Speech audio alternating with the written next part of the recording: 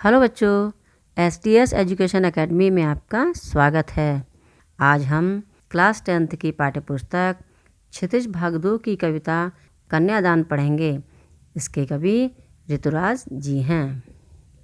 इस कविता में माँ बेटी को स्त्री के परंपरागत आदर्श रूप से हटकर सीख दे रही है। कवि कहते हैं कि कन्यादान करते समय कन्या की माँ का दुख बहुत सच्चा और वास्तविक था।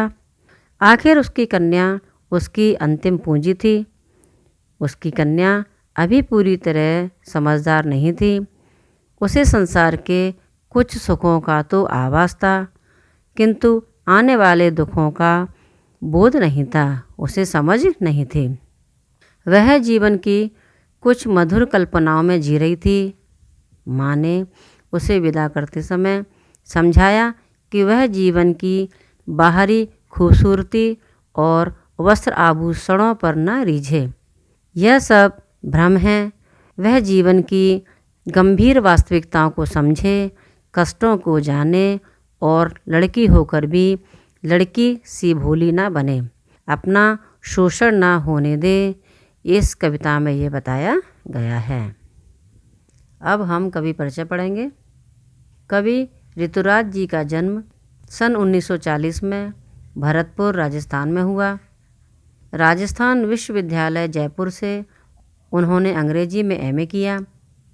उनके अब तक 8 कविता संग्रह प्रकाशित हो चुके हैं, जिनमें एक मरणधर्मा और अन्य, पुल पर पानी, सुरत निरत, लीला मुखारबिंद आदि प्रमुख हैं। उन्हें सोमदत्त परिमल सम्मान, मीरा पुरस्कार, पहल सम्मान तथा बिहारी पुरस्कार प्राप्त हो चुके हैं। अब हम कविता पढ़ेंगे। कितना प्रामाणिक था उसका दुख, लड़की को दान में देते वक्त, जैसे वही उसकी अंतिम पूंजी हो। लड़की अभी सयानी नहीं थी, अभी इतनी भोली सरल थी कि उसे सुख का आभास तो होता था, लेकिन दुख बाँचना नहीं आता था। पाठिका थी वो धुंधले प्रकाश की, कुछ तुकों और कुछ लयबद्ध पंक्तियों की। अब हम शब्दार्थ पढ़ेंगे। प्रामाणिक यानी सच्चा या वास्तविक, सयानी यानी समझदार, आभास यानी महसूस होना, बाँचना पढ़ना, पाठिका यानी पढ़ने वाली, धुंधले यानी अस्पष्ट या ठीक से ना दिखाई देने वाला, लयबद्ध यानी लय में बंधी हुई। अब हम अर्थ समझेंगे। कितना प्रामाणिक था उसका दुख, लड़की को दान में देते वक्त, जैसे वही उसकी अंतिम पूंजी हो। कवि कहते हैं कि कन्यादान करते समय लड़की की माँ का दुख बहुत ही वास्तविक था, सच्चा था। वह सचमुच दुखी थी, क्योंकि कन्या ही उसकी एकमात्र पूंजी थी। उसी से वह अपना सुख दुख बांट सकती थी। लड़की अभी सयानी नहीं थी, अभी इतनी भोली सरल थी कि उसे सुख का आभास तो होता था, लेकिन दुख बाँचना नहीं आता था। कवि कहते हैं कि वह अभी भोली और सरल थी। उसे दुनिया के स्वार्थी व्यवहार की समझ नहीं थी। उसे ससुराल पक्ष की कठोर सच्चाइयों का और पुरुष प्रधान समाज के बंधनों का ज्ञान नहीं था। उसे विवाह के सुखों का कुछ कुछ एहसास तो था, किंतु वैवाहिक जीवन के झंझटों और दुखों का ज्ञान नहीं था। उसे सुख में छिपे दुखों की समझ नहीं थी। पाठिका थी वह धुंधले प्रकाश की, कुछ तुकों और कुछ लयबद्ध पंक्तियों की। कवि कहते हैं कि वह कन्या तुकों और लय से बंधी हुई काव्य पंक्तियों को पढ़ना जानती थी। उसे तो बस वैवाहिक जीवन के एक अस्पष्ट से प्रकाश का एहसास था, अर्थात सुखों की एक अस्पष्ट सी कल्पना थी। कहने का मतलब है कि उसे विवाह के केवल सुरीले और मोहक पक्ष का पता था। वह काल्पनिक सुखों में जीती थी। अब हम दूसरा काव्यांश पढ़ेंगे। माँ ने कहा पानी में झांककर अपने चेहरे पर मत रीझना, आग रोटियां सेकने के लिए है, जलने के लिए नहीं। वस्त्र और आभूषण शाब्दिक भ्रमों की तरह बंधन है स्त्री जीवन के।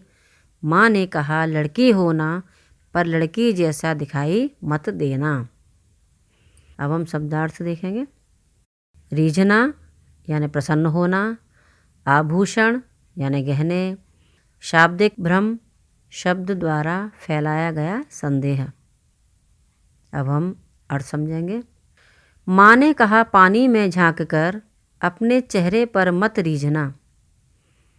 कन्या की माँ कन्यादान के समय अपनी बेटी को समझा कर कहती है कि बेटी ससुराल में जाकर अपनी सुंदरता की प्रशंसा पर मत रीझना, अपनी सुंदरता की प्रशंसा पर मत प्रसन्न होना, दर्पण में अपना चेहरा देखकर प्रसन्न मत होना।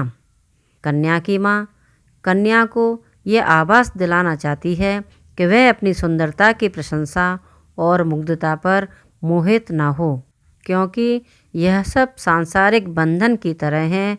यह सुंदरता तेरे बंधन का कारण बन जाएगी। आग रोटियां सेकने के लिए है, जलने के लिए नहीं। फिर माँ आगे कहती है कि बेटी आग केवल रोटी सेकने और खाना पकाने के लिए है, जलकर मरने के लिए नहीं। कहने का आशय यह है कि माँ बेटी को सचेत करना चाहती है कि ससुराल में बहुओं को प्यार के नाम पर घर गृहस्थी के कठोर बंधन में बांधा जाता है। इससे वह इनकार करती हैं तो उसे जला भी दिया जाता है। इसलिए कन्या की माँ उसे सचेत रहने की सलाह देती है। वस्त्र और आभूषण शाब्दिक भ्रमों की तरह बंधन है स्त्री जीवन के। आगे कन्या की माँ कन्या से कहती हैं कि ये वस्त्र आभूषण गहने भी एक स्त्री जीवन के बंधन और भ्रम है। वह कहती हैं कि वस्त्रों और आभूषणों के बदले अपनी आज़ादी न सौंपना, अपना व्यक्तित्व न खोना। माँ ने कहा लड़की होना, पर लड़की जैसी दिखाई मत देना। माँ अपनी कन्या को सलाह देती हैं कि तुम मन से लड़की की तरह भोली, सरल और निश्चल रहना, परंतु समाज में अपनी सरलता प्रकट न होने देना, नहीं तो यह समाज तेरा शोषण करेगा। माँ कन्या को यही सलाह देती है। अगर आपने मेरी पिछली वीडियो नहीं देखी है तो उन वीडियो की लिंक मैंने डिस्क्रिप्शन में दे रखी है, तो उसे भी ज़रूर देखें। अगर आपको ये वीडियो अच्छा लगा हो तो इस वीडियो को लाइक करें और अधिक वीडियो देखने के लिए STS एजुकेशन अकेडमी चैनल को सब्सक्राइब करें और बेल आइकन ज़रूर दबाएं। बहुत बहुत धन्यवाद।